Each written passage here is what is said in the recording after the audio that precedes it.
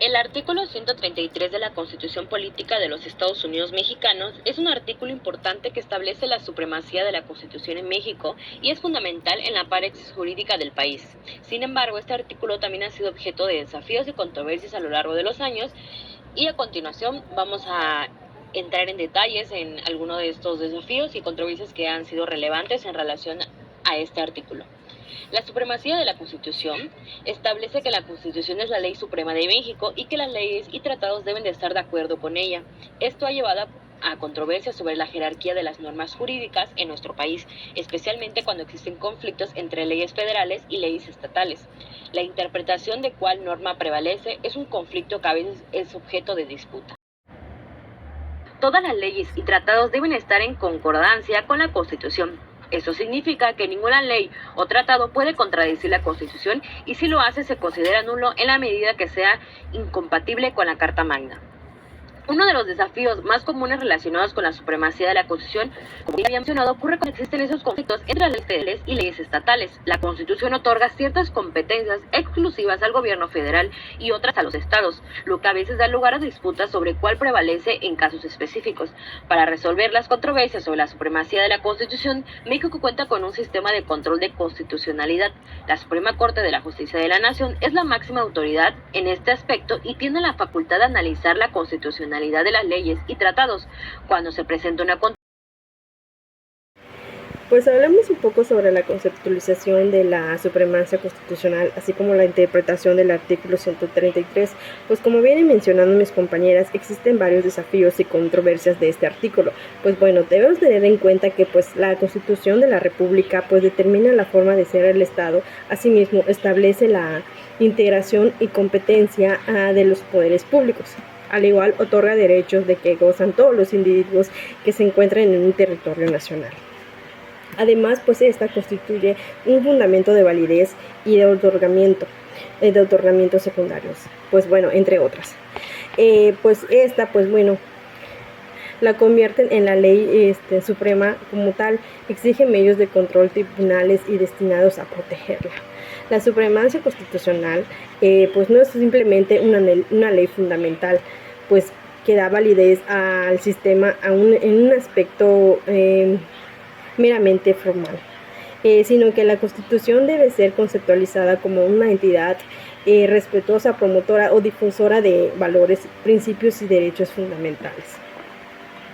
La supremacía constitucional es una noción absoluta que pues no admite una excepción, por lo que los derechos constitucionales en su surgimiento tampoco pueden admitir excepciones a salvo de un supuesto, las que por ejemplo establecen la propia Constitución. La violación de los principios de la supremacía constitucional presentan dos formas de estas. Una, pues que la norma constitucional no alcance la plena vigencia, en razón de que los poderes constituidos no generen normas jurídicas y tampoco una constitución pues ordena crear para hacer un efecto de un mando constitucional. Y pues segunda, porque pues que los actos de normas jurídicas generados por los poderes constituidos están pues en una franca opción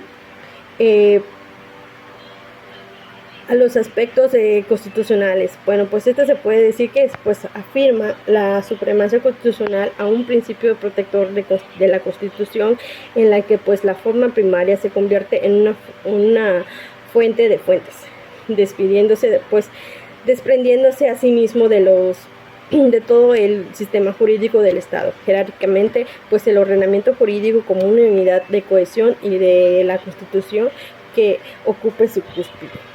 En el artículo 133 de la Constitución Política de los Estados Unidos Mexicanos se adiciona a lo que hace referencia al mandato que dice que estén de acuerdo con la misma. En este caso se refiere a los contratos celebrados y que se celebren en este caso también por el mismo presidente de la República. Se confirma este mismo así incorporándose al contexto constitucional, en este caso pues al principio de la supremacía de la Constitución Política. También en este caso consideramos que el contexto constitucional resultó pues mejorado para en este caso la Constitución o los contratos celebrados. Bueno, la interpretación del artículo 173 de la Constitución Política de los Estados Unidos Mexicanos nos permite identificar la existencia de un orden jurídico superior, es decir, de carácter nacional, integrado por la Constitución Federal y los tratados internacionales y las leyes generales. Sabemos que también, asimismo, a partir de dicha interpretación, los principios de derecho internacional van dispersos en el texto constitucional, así como las normas, las premisas fundamentales de esa rama del derecho. Y concluye que también los tratados internacionales se ubican jerárquicamente, es decir, abajo de la Constitución Federal y por encima de las leyes generales. Mencionaban también mis compañeras, uno de los desafíos que será más común es la supremacía de la Constitución, que ocurre cuando pues, ya existen conflictos entre ya leyes federales y las leyes estatales. Para resolver las controversias sobre la supremacía de la Constitución, México cuenta con un sistema de control de constitucionalidad y pues también sabemos que cuando se presenta una controversia los tribunales pueden elevar un caso. Entonces, pues para que éste lleve una revisión de por medio. En sí, lo que nos trata de decir el artículo 133 es que los tratados internacionales celebrados de acuerdo con la Constitución, una vez publicados, formarán parte del ordenamiento jurídico interno. Esto es que sus disposiciones solo podrán ser derogadas, modificadas o suspendidas en la forma prevista en los propios tratados o de acuerdo con las normas generales del derecho internacional.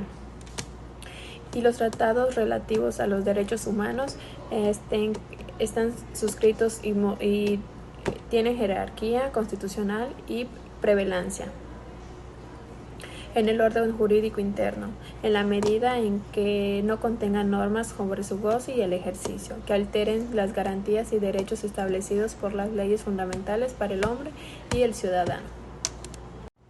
En conclusión, es muy importante asumir las consecuencias de haber incorporado una cláusula de interpretación conforme al principio normativo de atención a las normas sobre derechos humanos para su correcta aplicación.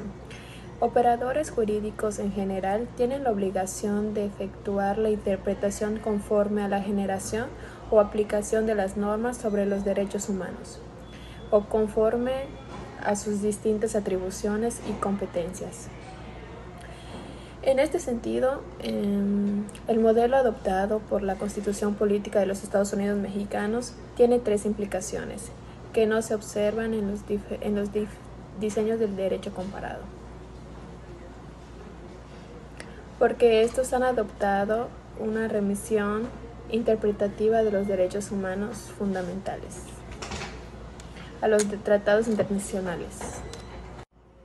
Así, bajo la cobertura del artículo 1, párrafo 2, encontramos la siguiente modalidad de interpretación, conforme al inciso A, de todas las normas relativas sobre los derechos humanos contenidas en la legislación hacia los referentes de la Constitución y los tratados internacionales. Inciso B, de las normas sobre derechos humanos contenidos en los tratados internacionales hacia una Constitución y los tratados internacionales. Y el inciso C, de las normas sobre los derechos humanos contenidos en la Constitución hacia otras normas de la Constitución y los tratados internacionales. Esta última revisión es la que nos refleja la construcción de un bloque posterior de derechos, ya interpretando e integrando de conformidad con el material relativo de referente y que debe servir de parámetro a la legislación y a los actos de autoridad.